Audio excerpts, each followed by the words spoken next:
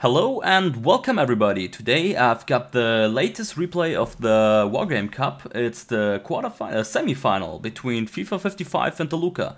As always, I have my co-caster FIFA here with me, and yeah, I hope he can give us some good expressions about the game. It was just played, brand new cast, so have fun. Hello everyone and welcome. This is the round 9 semi-final, and it's me, Fiva, versus Elukka. I hope you guys will enjoy the game. Yeah. Okay. Let's talk about the deployment a little bit. I will start with Elukka's deployment. So, you have to know we trained as always a lot for this game, and we analyzed Elukka's style, and we just recognized that he's using a few amount of infantry. Normally he has the Visakari and the Mordschützen, so not really that much infantry to burn. So it's relatively normal for Elukka, starting with a few amount of troops, a lot of recon around his Suisse. He has a T80 and T62 and 1, no tanks, just a little bit infantry here everywhere. And he's starting with 2 commands, mainly on the side of Lima. Okay, there's nothing so much to tell about as far, so let's see what FIFA is doing, say. Yeah, well, this is actually a very interesting map to play at. It's not my favorite map, and I think previously in round 2 when I faced my opponent, he almost beat me. So yeah, I don't have any fond memories of it. Yeah, same for me. But what makes this map interesting is that it's so big. Normally the 1v1 maps are relatively small and don't require much strategic movement. It's mainly having a good build and some decent micro, and you will prevail. Yeah. But on this map, if you go with my usual style, one big army and going straight ahead at the opponent, you risk the chance that you miss your opponent totally because he deployed on the other side, and then you will waste a lot of fuel to get to him. So yeah, my usual style isn't very strong on this map. Yeah, that's what we figured out, obviously. Yeah, that's why most games on this map end up in an RT duel, since a rush is also not very effective, as Iki proved against Delta. Yeah, true. But yeah, since this game usually ends in an RT duel, I was thinking with the Noka about how to play this game. My first thought was just to play a standard game, an RT game, but it seems like Elukka is like blessed by the Wargame gods. If you watch his match against Chris 47. Yeah, Chris AK-47 or something like that. Yeah. Yeah, he killed the CVs with the Smurge. So yeah, I don't really want to test my RT skills with him. Yeah, true. Because yeah, that's what not how our usual games go like, and not the games we prefer. So FIFA and I as well are not really the best RT dual gamers. Yeah.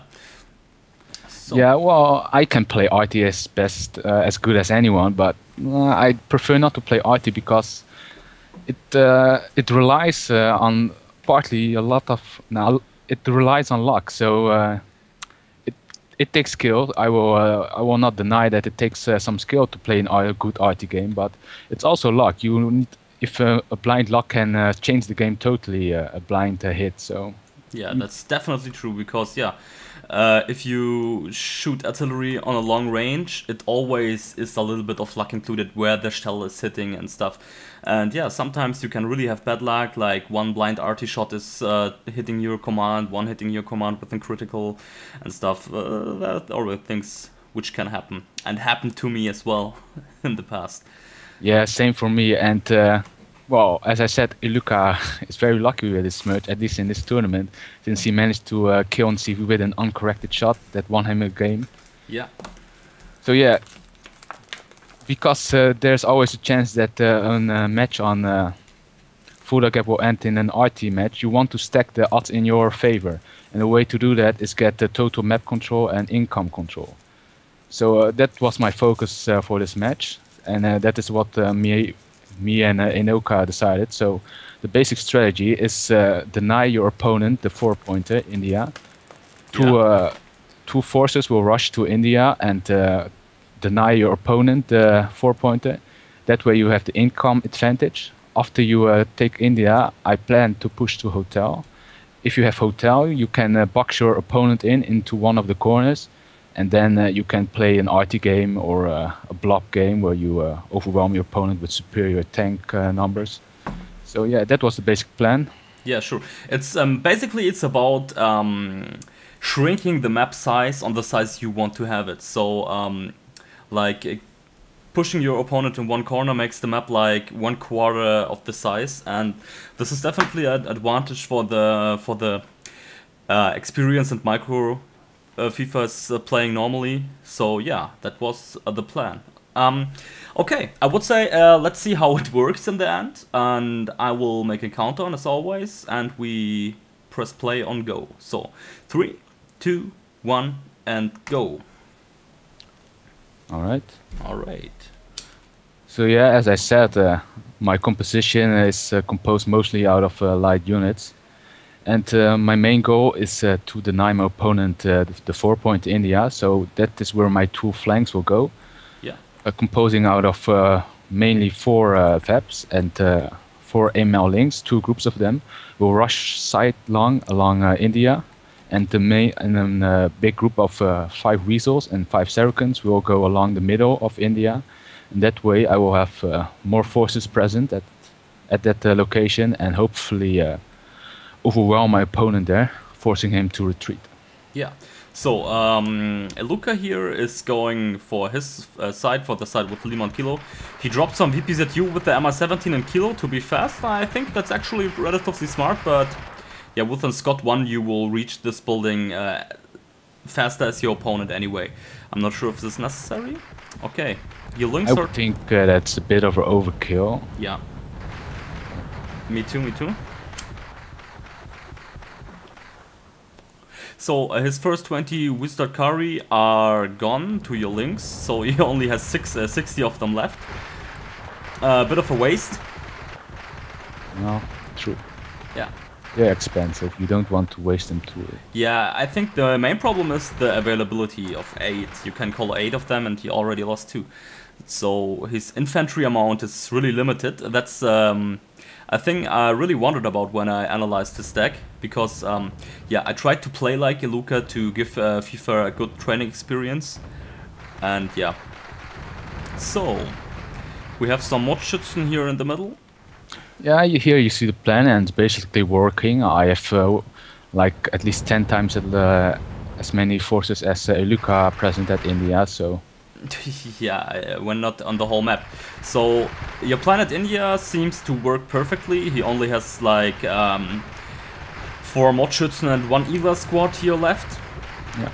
And yeah, he has like 2 Mordschützen or Grenzers, I'm not sure, at the Gulf side, but from the other point you already did what your plan was. You pushed him into 1/4 of the map. Yeah, so the plan is working fine. He called in some Mi-17s to counter this rush, and yeah. I deploy my Saracens to take out the Mi-17. But yeah, the packed helis are a bit overpowered. Well, yeah. You're on the receiving side. If you're on the receiving side, that's true. You use the blowpipes fully wetted for your air defense. Here I make a stupid mistake, but watch at the Foxtrot. Ah yeah, at Foxtrot. There's one single. You saw it. You could have seen it. Oh, yeah. The Mordschützen came out of panicked out of a destroyed APC, and they still one-shot your command. Okay, that was definitely not necessary. No, I was stupid. But in my defense, I played this game like 11 o'clock, just after my evening shift in the hospital, so I was a bit tired. Yeah. Mistakes can happen. Mistakes can happen, yeah, I know. But so we see Elukka is in a point lead of like 150 or 160 points at the moment. Ah, okay, but it's decreasing yet already. Yeah. Yeah, during a match, a ranked match, or any important match, there are always mistakes that you make. And the important thing is that even if you make mistakes, you stay calm and proceed with your game plan. So that's definitely true. And yeah, to the game plan, sometimes it's not really good just to stick to your plan. You need to react dynamically how the game is developing and stuff. But yeah, basically it's true. You just need to stay calm even if you in a point disadvantage or income disadvantage. Don't overreact. You always can win if you just stay calm and try to do everything good. Yeah, that's very true. And as you said, you need to be adaptable too, and that's what I'm doing now. Since the original plan was going from the CV that was just destroyed, that one was supposed to go to hotel, so I could corner Elukka. But since I just lost that one, I have to use the CV at India to go to hotel. Okay, but this is relatively, how do you say, relatively dangerous as well, because he still has some mod shoots in India. And if they just were closer to the road, they could have killed this one as well, and yeah. Well, you know what to say. You don't win without taking risks. Yeah, that's true. Well, I'm not sure if they're saying that, but I'm saying that now. Yeah, true. I think Elukka would rage if they see this scene, but yeah. Yeah, in the end it is like it is. Yeah, I also moved up the CV from Charlie to Juliet, as I said, all according to the original plan to box my opponent in. Yeah, but interesting, he had vision on it. The VP that you were seeing it wasn't blinking. So you immediately pulled it back. Yeah, that is always a wise idea. Yeah. So meanwhile, my original force is pressing into Lima. Yeah, I see. So now basically what I want to do, I've cornered my opponent into one part of the map. He is ahead in points though, so I can't switch to an RT game, especially since I don't have more income. So I have to keep up the pressure while preserving my points. Yeah, very true, very true.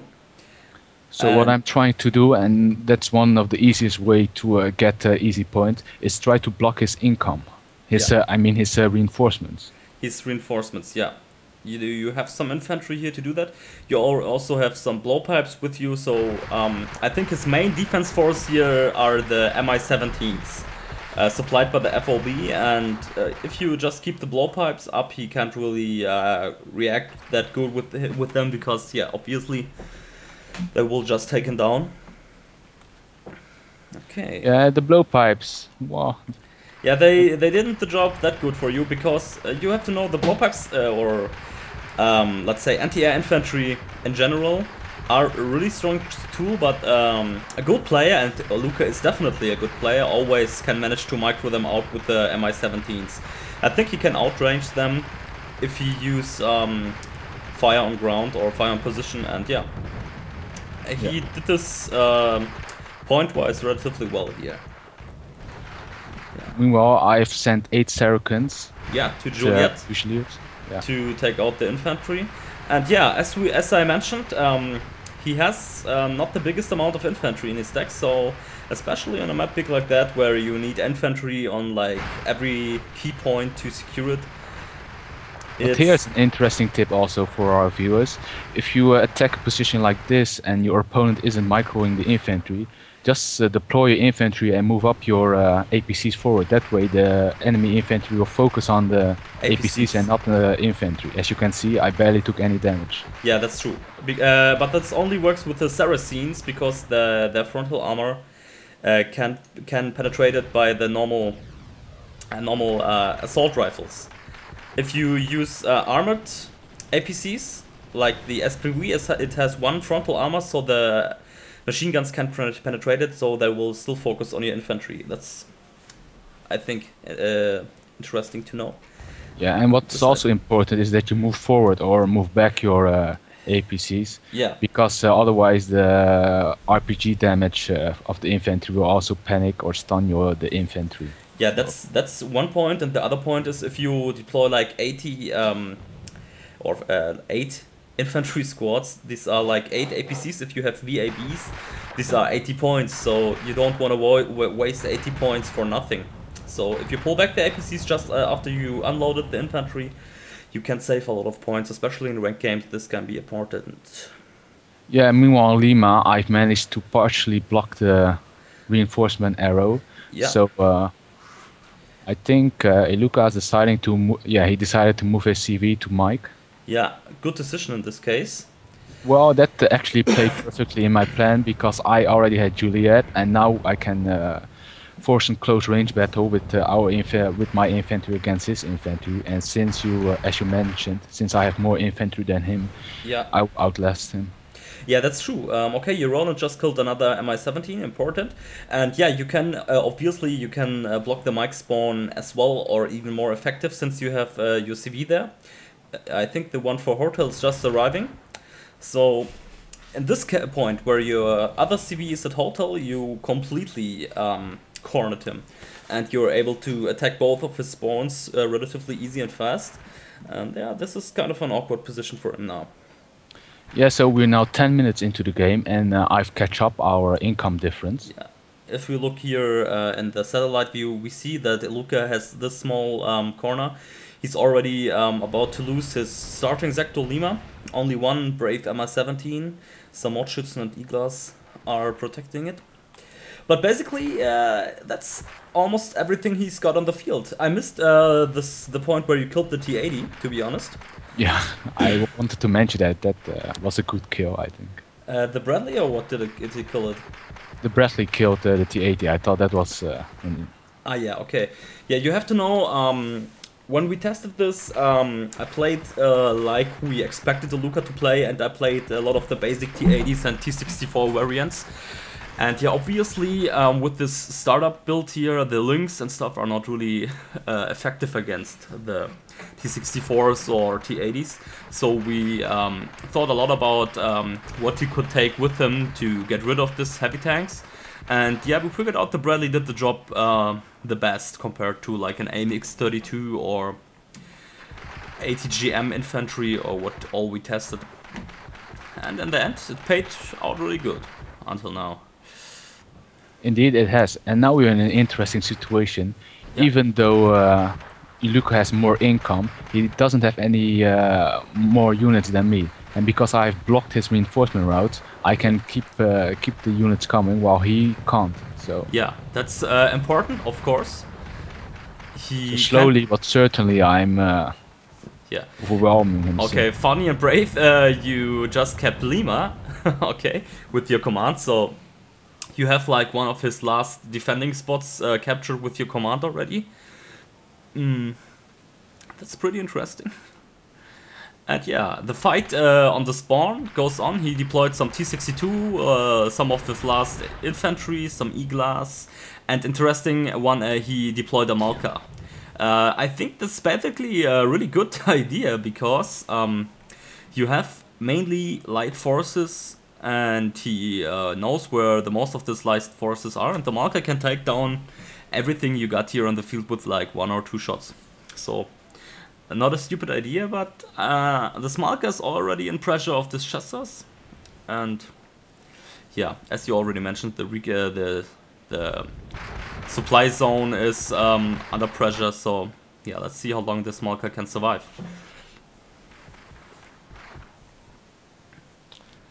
Yeah, let's see.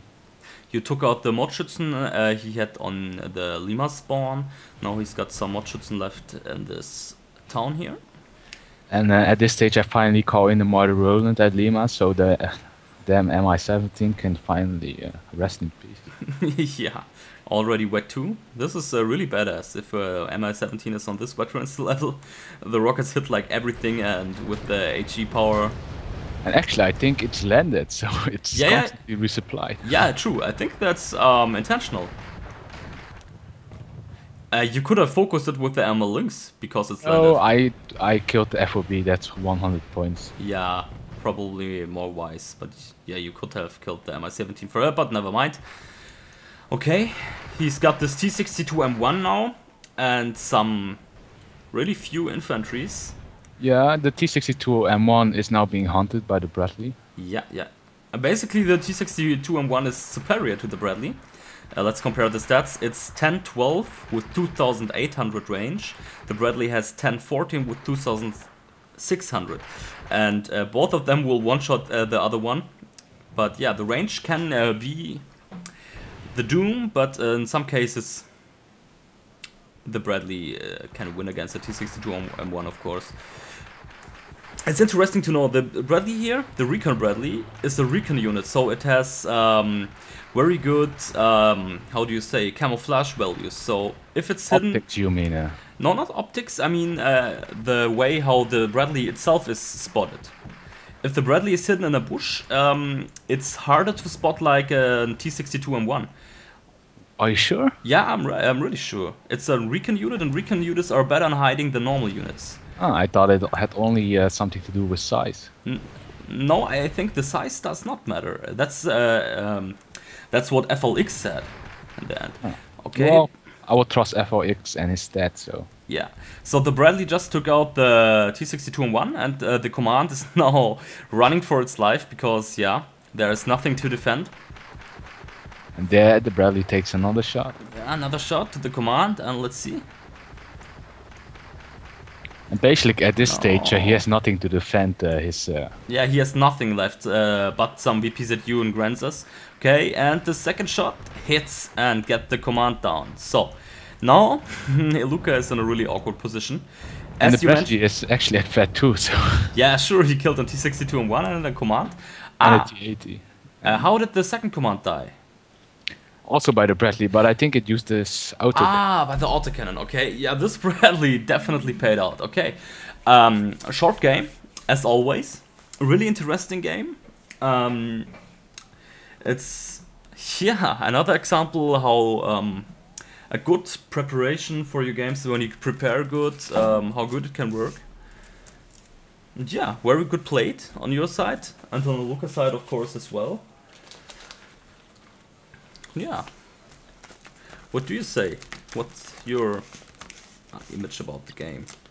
Well, it was a very interesting game, and it's always nice when a plan works out. And as I mentioned, Fulda is an interesting map in the sense that you can actually think out battle plans instead of just deploying and moving straight forward. Yeah, that's true. Yeah, that's definitely true. But for me, it's a little bit too big for 1v1 games, because I prefer having some action, and I want to see battles and stuff. And yeah, in Fulda it's relatively rare to see something like that, since you always have to deploy enough units to gain the map control you like to have and stuff. So, indeed, Fulda is an interesting map. Not the map I prefer, but definitely true. So, yeah, an interesting match and a good play, Elukka. So. I hope you guys enjoyed it, and see you guys for the final. Yeah, see you for the final, definitely. I hope you liked it. If you like it, would be nice if you press the subscribe button. If you have some impressions, some other things you want to say, just use the comment section. And yeah, we're always glad about comments. And see you the next time. Bye. See ya.